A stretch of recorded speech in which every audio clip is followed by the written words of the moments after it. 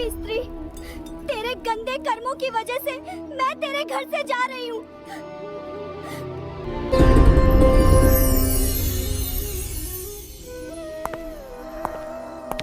क्या आप जानते हैं, कुछ घर ऐसे होते हैं जहां मां लक्ष्मी कभी प्रवेश नहीं करती।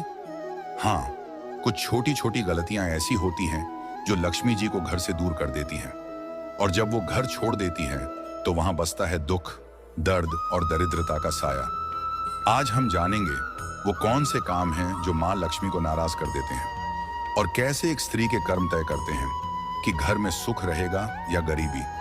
बहुत ही पुराने समय की बात है। एक छोटे से गांव में कुछ ही घर थे। चारों ओर खेत, कच्ची गलियां और मिट्टी की महक। गांव के बीचों बीच घर था सेठ रामदयाल का। रामदयाल कोई बहुत बड़ा जमींदार नहीं था, लेकिन मेहनती और ईमानदार आदमी था। गांव में सब उसे इज्जत से सेठ जी कहते थे। उसका अनाज का छोटा सा व्यापार था जो धीरे धीरे चल निकला था। सुबह सूरज निकलते ही वो काम पर निकल पड़ता, और शाम को थक कर घर लौटता तो उसकी पत्नी सुशीलाबाई उसे दरवाजे पर मुस्कान के साथ स्वागत करती। सुशीलाबाई बहुत ही शांत और संयमी स्त्री थी। चेहरे पर हमेशा सादगी झलकती थी। माथे पर छोटी सी बिंदी, साड़ी का पल्ला सिर पर। वो मानती थी कि घर की असली शोभा उसके सोने चांदी से नहीं, बल्कि सफाई और सच्चे मन से होती है। हर सुबह सूरज से पहले उठकर वो आंगन बुहारती, तुलसी पर जल चढ़ाती और फिर चूल्हे में फैला दिया जलाती। उसकी यही दिनचर्या थी, सादगी में भक्ति, भक्ति में अनुशासन। गांव की औरतें अक्सर कहती, सेठानी के घर में तो मां लक्ष्मी खुद रहती हैं। रामदयाल और सुशीलाबाई का एक ही बेटा था, अर्जुन।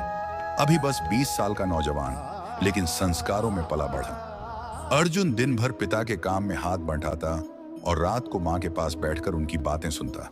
वो मां से कहता, अम्मा, जब आप तुलसी के पास दिया जलाती हैं ना, लगता है घर में सचमुच देवी उतर आई हैं। सुशीलाबाई मुस्कुरा देती और कहती, बेटा, देवी तो हर उस घर में रहती हैं जहां सफाई और श्रद्धा होती है।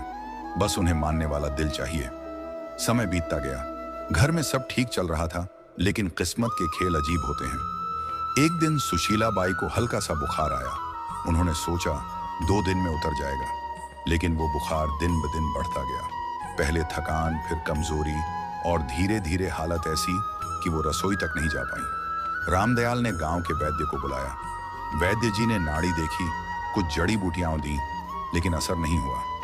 दिन पर दिन सुशीलाबाई की तबीयत बिगड़ती चली गई। घर का माहौल जो पहले हंसी और पूजा की ध्वनि से भरा रहता था, अब सन्नाटे से घिरने लगा। रामदयाल अक्सर रात को आंगन में बैठकर सोचता, क्यों अचानक ये सब हो गया? कहीं मेरी कमाई में कोई गलती तो नहीं, या हमने किसी का मन दुखाया हो? वो ऊपर आसमान की तरफ देखता और मन ही मन मां लक्ष्मी से कहता, मां, जो भी भूल हुई हो क्षमा करना। लेकिन जवाब में बस हवा की धीमी सरसराहट सुनाई देती। अर्जुन हर पल मां के पास रहता, उनके लिए काढ़ा बनाता, सिर दबाता, और धीरे धीरे ये समझने लगा कि घर की नींव मां ही होती है। सुशीलाबाई के बीमार पड़ते ही घर का सारा क्रम बदल गया था। जो रसोई हमेशा चमकती थी, अब वैसी नहीं रही।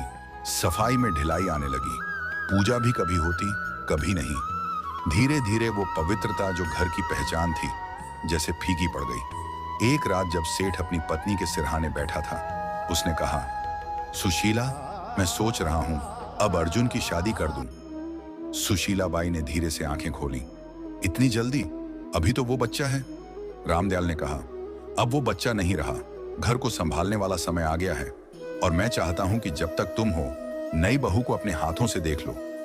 ये कहते कहते उसकी आवाज भारी हो गई। सुशीलाबाई ने कुछ पल सोचा, फिर बोली, अगर तुम्हें लगता है कि यही सही है तो कर दो। अगले ही दिन उसने तय कर लिया कि वो अपने बेटे के लिए एक सच्चरित्र और संस्कारी लड़की ढूंढेगा, जो घर को फिर से वैसे ही सजा दे जैसे उसकी पत्नी ने किया था। गांव में खबर फैल गई कि सेठ रामदयाल अपने बेटे अर्जुन के लिए बहू ढूंढ रहे हैं। चौपालों पर बैठे बुजुर्ग हों या कुएं पर बातें करती औरतें, सबके बीच यही बात घूम रही थी। कोई कहता, सेठ जी को बड़ी खानदान की बहू चाहिए होगी, तो कोई जवाब देता, नहीं, वो तो सादगी और संस्कारों वाले घर की लड़की ही पसंद करेंगे। धीरे धीरे यह बात पूरे इलाके में फैल गई। हर कोई जानता था कि सेठ रामदयाल अपने बेटे की गृहस्थी बसाने की तैयारी कर रहे हैं। रिश्तों की चर्चा शुरू हुई तो आसपास के गांवों से लोग सुझाव देने आने लगे। हर कोई अपने घर की बेटी की तारीफ करता। सेठ सबकी बातें सुनता, लेकिन हर बार उसके मन में एक ही बात घूमती, सौंदर्य या अमीरी से घर नहीं चलता, घर तो संस्कारों और संयम से बनता है। उसी दौरान उसका पुराना परिचित गोविंद जी मिलने आया। उसने कहा, सेठ जी, मेरे रिश्तेदार के घर एक लड़की है, नाम राधा, सीधी सादी, घर संभालने वाली और बड़ों का आदर करने वाली। मुझे लगता है वो आपके घर के लायक है। सेठ ने कहा, अच्छा, मैं जाकर देख आता हूँ। अगले दिन सुबह वह अकेले ही निकल पड़ा। पहले के जमाने में पिता ही जाकर लड़की देखा करते थे। दोपहर तक सेठ उस गांव पहुंचा जहां राधा का घर था। घर सादा था, आंगन साफ और वातावरण में सादगी थी। राधा के पिता ने आदर से स्वागत किया। बातचीत के दौरान राधा पानी लेकर आई, सिर झुकाए, शांत और संस्कारी। सेठ ने मन ही मन कहा, यही है वो लड़की जिसमें घर बसाने की समझ है।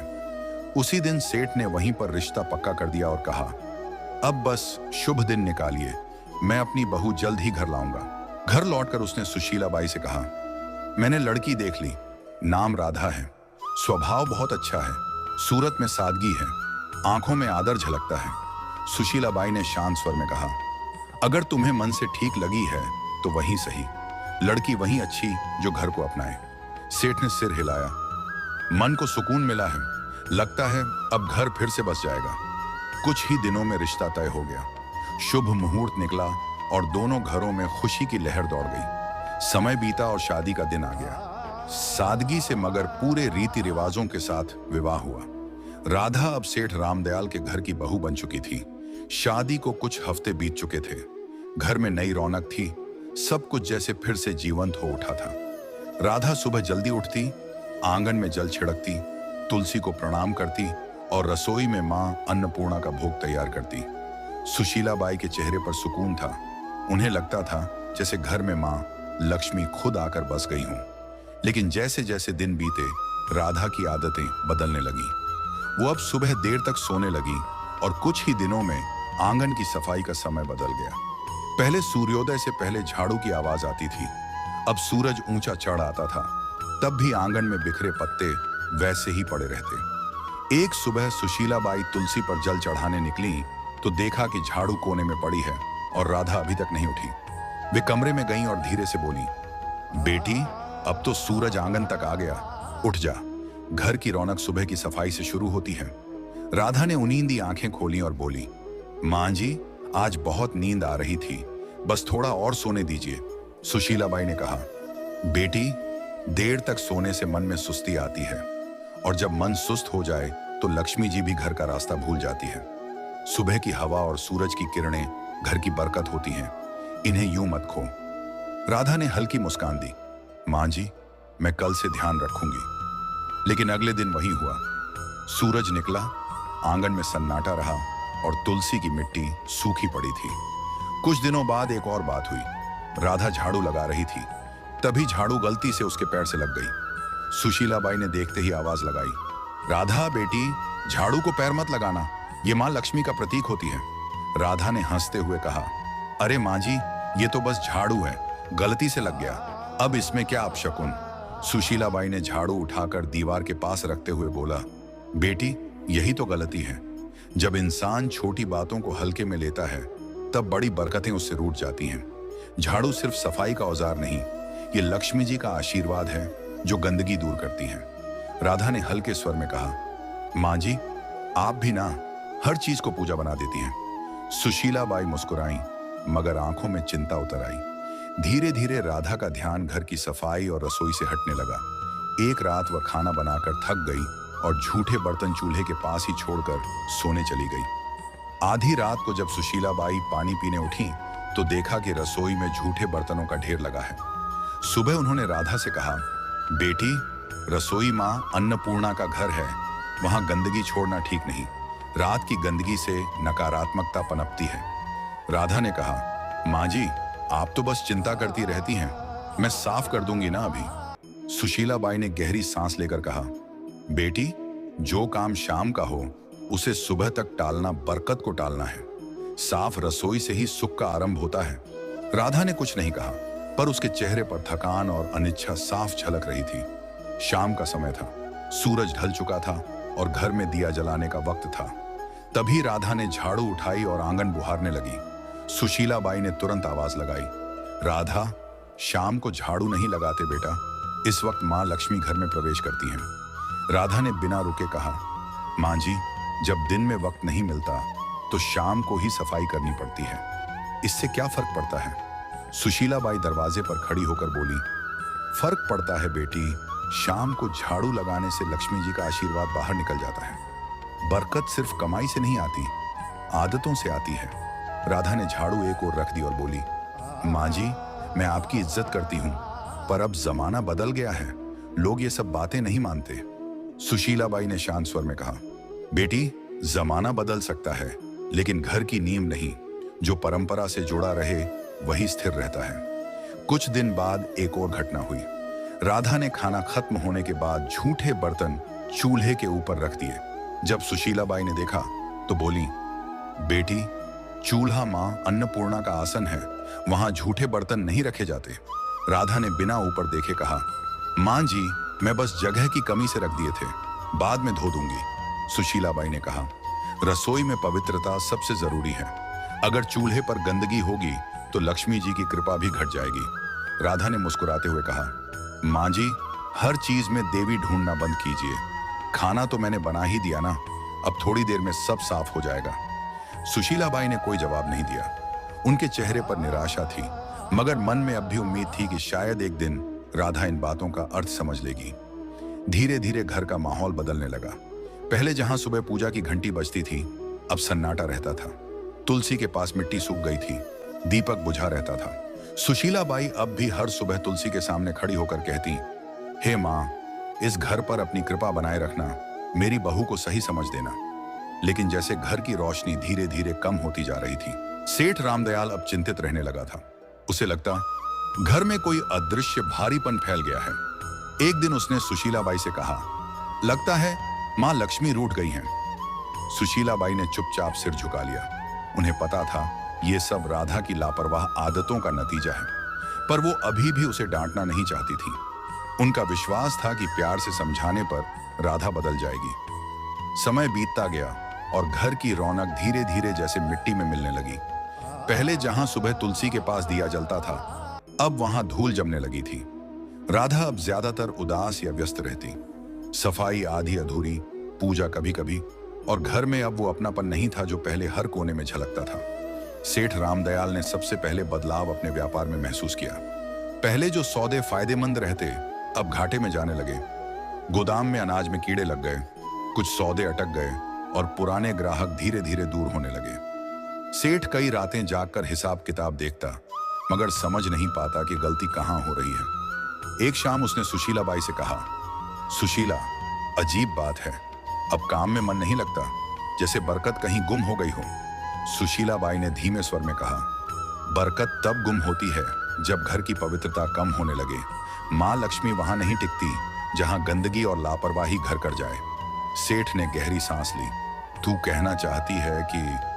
वो आगे नहीं बोला, लेकिन दोनों की नजरें एक ही दिशा में उठी, राधा की ओर। राधा भी ये सब देखती थी, पर उसे लगता कि ये बस समय की मार है।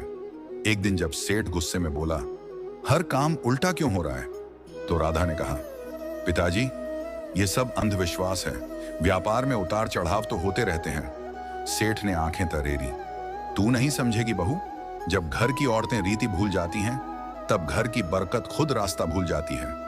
उस दिन के बाद से माहौल और भारी हो गया। घर में छोटी मोटी चीजें टूटने लगी। राधा ने ध्यान देना बंद कर दिया था। झाड़ू वहीं कोने में पड़ी रहती, रसोई में बर्तन कभी साफ नहीं रहते। सुशीला बाई अब ज्यादातर चुप रहने लगी थी। वो हर शाम तुलसी के पास बैठकर मन ही मन कहती, हे माँ, अब कुछ तू ही कर। एक रात तेज हवा चली और आंगन में रखा दीपक बुझ गया। उसी पल गोदाम से खबर आई, सेठ जी, आग लग गई। सेठ दौड़ा, पर बहुत देर हो चुकी थी। गोदाम का आधा अनाज जल चुका था। गांव वाले कहते, ऐसा तो पहले कभी नहीं हुआ था। रामदयाल वहीं बैठ गया, माथे पर हाथ रखकर बोला, लगता है माँ लक्ष्मी ने सच में मुंह मोड़ लिया है। घर लौटते समय उसकी आंखों में आंसू थे। उस रात घर में कोई नहीं बोला। सेठ के दिल में पहली बार यह एहसास बैठ गया था, अब अगर कुछ नहीं बदला तो इस घर की खुशियां कभी वापस नहीं आएंगी। सेठ की मेहनत, नाम और इज्जत सब एक साथ डूब गए। घर का माहौल भी अब बदल चुका था। पहले जहां हर सुबह पूजा की घंटी और तुलसी की खुशबू होती थी, अब वहां सन्नाटा था। सेठ रामदयाल दिन रात चिंताओं में डूबा रहता। रात को अक्सर बरामदे में बैठकर बुदबुदाता, माँ लक्ष्मी, कहाँ चली गई तू? एक शाम सेठ घर लौटा, चेहरा गुस्से से लाल था। वह आंगन में बैठ गया और एकदम से बोला, बस अब और नहीं सह सकता मैं ये सब। सुशीलाबाई चौंकी। क्या हुआ जी? सेठ ने जोर से कहा। क्या बताऊं, सब खत्म हो गया।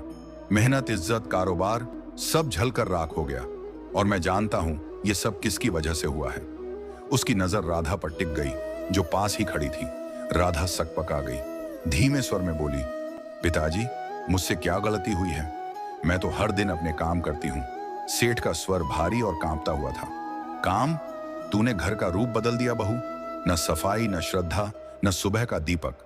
जब औरत घर की मर्यादा भूल जाए तो लक्ष्मी जी भी उसका साथ छोड़ देती है। जिस दिन तू इस घर में आई, उसी दिन से बरकत घटने लगी। राधा की आंखें भर आईं।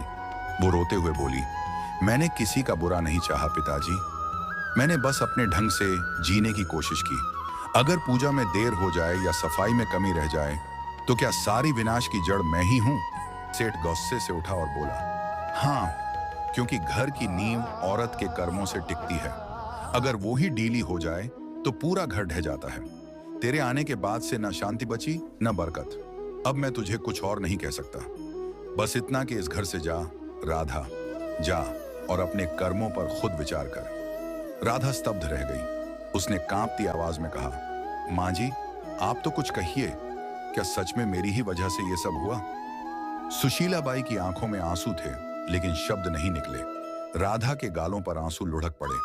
सेठ ने कड़क स्वर में कहा, अब इस दहलीज को पार मत करना जब तक मन और घर दोनों पवित्र न हो जाएं।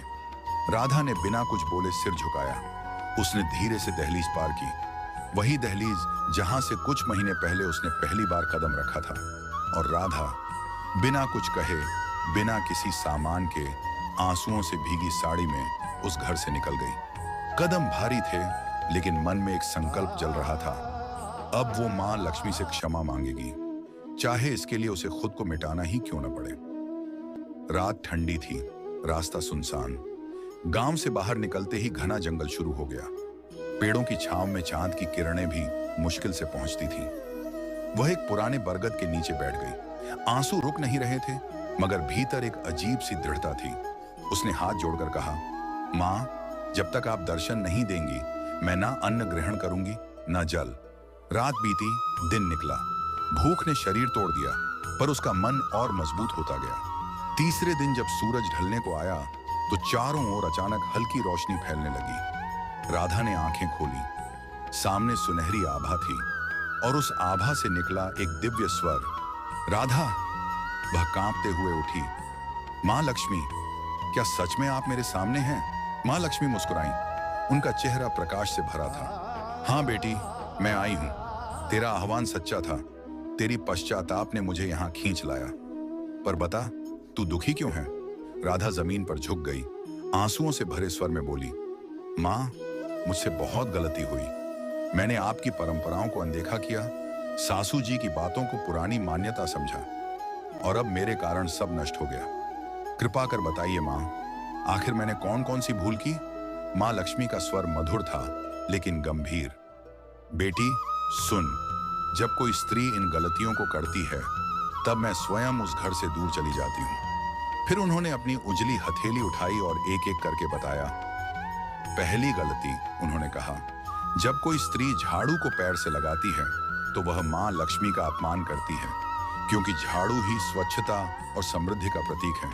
दूसरी गलती, जब झूठे बर्तन चूल्हे पर रखे जाते हैं तो अन्न की देवी मां अन्नपूर्णा नाराज होती हैं। जहां अपवित्रता रहती है वहां मैं प्रवेश नहीं करती। तीसरी गलती, जब दहलीज पर बैठकर भोजन किया जाता है तो वह स्थान जो स्वागत और आशीर्वाद का होता है अशुद्ध हो जाता है। मैं दहलीज से लौट जाती हूँ। चौथी गलती, जब शाम के समय झाड़ू लगाया जाता है तो वो मेरे आगमन के समय मुझको ही घर से बाहर निकाल देता है। 5वीं गलती, जब स्त्रियां देर तक सोती हैं और सूरज के निकलने के बाद भी घर बंद रहता है तो आलस्य के कारण घर की ऊर्जा नष्ट होती है। मैं ऐसे घरों में नहीं ठहरती। 6ठी गलती, जब आंगन की सफाई नहीं होती तो वहां नकारात्मकता फैलती है और मैं वहीं से लौट जाती हूं जहां गंदगी देखती हूं। 7वीं गलती, जब झूठे बर्तन रात भर रसोई में पड़े रहते हैं तो वो अंधकार को बुलाते हैं और मैं ऐसे घरों से विदा ले लेती हूँ। 8वीं गलती, जब किसी के सामने दरवाजे को पैर या थोक से ठोका जाता है तो वो घर की मर्यादा को चोट पहुंचाता है। मैं वहां टिक नहीं सकती जहां आदर न हो। 9वीं गलती, जब घर में झगड़ा और कटुता रहती है तो मेरा स्वरूप जो शांति है वहां टिक नहीं सकता। 10वीं गलती, और जब स्त्रियां अपनी पूजा, सफाई और संयम को हल्के में लेती हैं तो वो खुद अपने हाथों से सुख के द्वार बंद कर देती हैं। मां लक्ष्मी की आवाज धीमी हुई, याद रखो बेटी, मैं हमेशा वहीं बसती हूं जहां स्वच्छता, श्रद्धा और सच्चा मन होता है। ये रीति नहीं, जीवन का संतुलन है। राधा की आंखों से आंसू रुक नहीं रहे थे। उसने कांपते हुए कहा, मां, अब समझ गई, घर की रौनक सजावट से नहीं, आदर और पवित्रता से आती है। मां लक्ष्मी मुस्कुराई, तूने गलती मानी है, अब तेरा घर फिर उजलेगा। जा बेटी, अपने ससुराल लौट जा, तेरे लौटते ही बरकत भी लौटेगी। इतना कहकर देवी का रूप धीरे धीरे प्रकाश में विलीन हो गया। राधा वहीं झुकी रही, हाथ जोड़कर बोली, मां, मैं आपका वचन निभाऊंगी। अब इस जन्म में फिर कोई ऐसी भूल नहीं करूंगी। फिर उसने सिर उठाया, आंसुओं में मुस्कान थी और कदम गांव की ओर बढ़ा दिए। जैसे ही उसने दहलीज पार की, सुशीला बाई दौड़कर आई और आंसुओं के साथ बोली, राधा, तू लौट आई। राधा ने कहा, मां जी, मैंने सब समझ लिया है। मां लक्ष्मी घर में तभी बसती हैं जब सफाई, पूजा और श्रद्धा साथ हों। उसी दिन से घर में फिर रौनक लौट आई, व्यापार संभल गया और पूरे गांव में चर्चा होने लगी।